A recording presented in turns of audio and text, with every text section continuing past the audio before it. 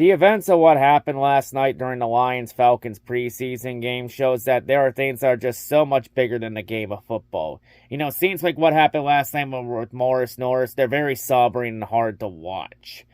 Because often football and all sports in general as a whole, they've often been viewed as a wonderful escape from all the reality drama, all the real-life drama, all the political drama, and all that bullshit.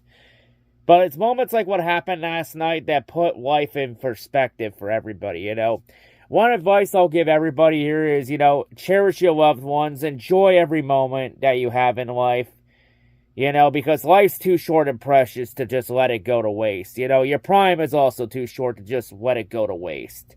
Enjoy every moment while you can. Enjoy your loved ones and cherish them while you can, because you never know. It could all change in a moment, in an instant. Just like that.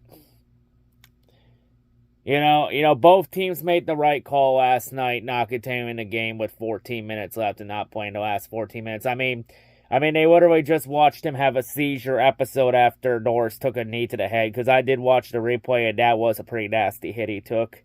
So prayers to him, of course, after that, it was pretty clear and obvious that both teams were not in the right state of mind and were mentally shaken up from all that, just watching what happened to a fallen brother. There was no way they could continue on and play those last 14 minutes in the fourth quarter. There was no way they could play the rest of that preseason game. Calling the game and just ending it right there, that was the right call to do. There was no reason to continue after that.